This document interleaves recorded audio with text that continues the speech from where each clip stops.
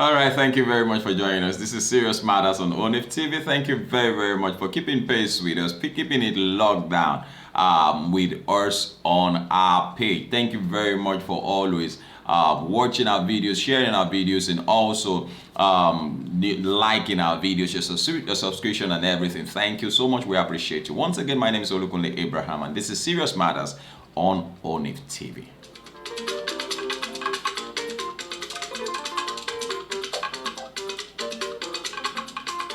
Pardon me, I hope you enjoyed your weekend. Thank you.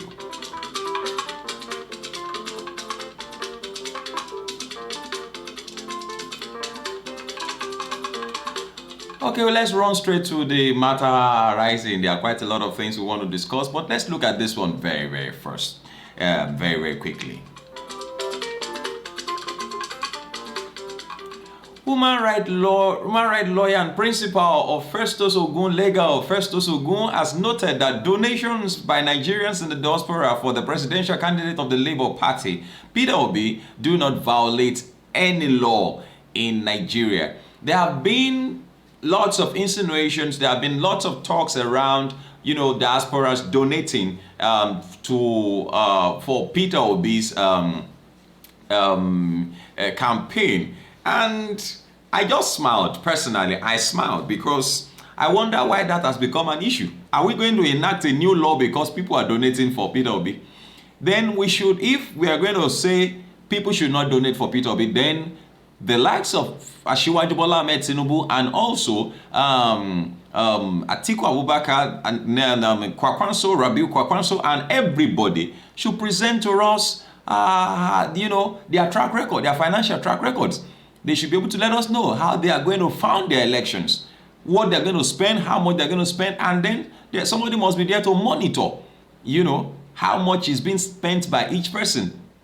If anyone is questioning, the fact that some people, generous Nigerians outside the country, whose candidates they support Peter Obi, they support his movement, they support him. I think everybody has his own supporters, and in everybody's different ways, they have a way of supporting themselves. And so if people say there are people who are volunteers already, voluntarily doing things for Peter Obi, both in Nigeria, what makes the difference anyway? Whether you are in Nigeria, or a Nigerian in the diaspora, what difference does it make? If a Nigerian in the diaspora is around during the elections and he has his voter's card, he has the right to vote. I stand to be corrected, but I think he has a right to vote. So what is all this issue about people in the diaspora cannot, I also saw when those news still need to be fact-checked anyway, that arrests are going to be made of people who donate, and anyway, though people are already been saying that Peter Obi should be careful so that some matters don't arise and all of that. But I think this is just the person some people want. He's not the candidate of everybody. But I think because, his candidacy is making more noise than every other person seem to be drawing attention. But then I think we should not take it beyond the bar so that, it doesn't cause, some other, things that... anyways, in response to that now, this human rights lawyer, Festus Ogun, had said that there is no law that says, people in the diaspora cannot donate for Peter Obi. Nobody says that. Now, this was in reaction to a call by some groups for the Independent National Electoral Commission to disqualify Obi from the 2023 presidential race for allegedly seeking funds abroad, contrary to Electoral Act. And I've not seen where Peter Obi went abroad. He has not. I've not seen any video. If you have any, then you can please put it on our page. Where Peter Obi went abroad and he said, please donate money for me. No. But in a statement made available to the Punch, credit to the Punch, on Monday, Ogun stated that the donation made by support groups for any candidate campaign did not violate the electoral law or any other law in Nigeria. Now, The statement titled Diaspora Donation to Peter Obi Campaign Violates No Law in Nigeria. One reads, following the pledge of a diaspora support group to crowdfund $150 million for Peter Obi's campaign, concerns are raised in some quarters over the legibility and constitutionality of diaspora donation made in respect of Peter Obi's campaign. You know, what was your question? I mean, you know, that was the area where the likes of I remember the Jade Yonju once said where will Peter Obi get 50 billion to run to do his campaign and all this running around, you know, all of that. But then you already see that with, you know, concerns from different angles, the money will come out even much more, you know. In fact, some groups reportedly called on the independent National Electoral Commission to, without delay, disqualify Mr. Peter Obi, the presidential candidate of the Labour Party, from the 2023 presidential race. To be clear, donations made by concerned citizens and support groups, either in Nigeria or in the diaspora, to Peter Obi and his campaign team are not in violation of any living law in Nigeria. Those who hold otherwise rely largely on Section 225, subsection 3, A and B of the 1999 Constitution of the Federal Republic of Nigeria as altered, and Section 85 of the Electoral Act 2022. With greatest respect, these provisions of law are generally inapplicable to this instance or case, and those who rely on them to demand from INEC the disqualification of Mr. Peter Obi, which is itself laughable, are either mischievous or misconceived.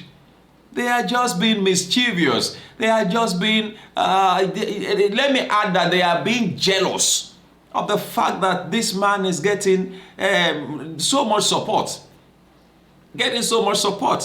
A presidential candidate came on air and said that he doesn't have any senator in the House of Representatives. He doesn't have any honorable in the House of Representatives. In the Senate, he doesn't have anybody, and so how will he win election? He's only winning on. But then, if he is winning online, if he is only a social media, you know, candidate, why not just leave him alone and let him remain a social media candidate, and let's see how far that will go.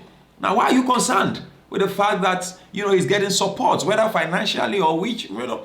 Now, Section 225, subsection 3, A and B of the 1999 Constitution of the Federal Republic of Nigeria as altered provides that no political party shall hold or possess any funds or other assets outside Nigeria, or B, be entitled to retain any funds or assets remitted or sent to it from outside Nigeria. A careful consideration of the section of law produced above shows that the 1999 Constitution simply prohibited a political party from holding or possessing any funds or other assets outside Nigeria, and from retaining any funds or assets remitted or sent to it from outside Nigeria. The Electoral Act, by virtue of Section 85, only complements the constitutional provision by prescribing punishment for its breach.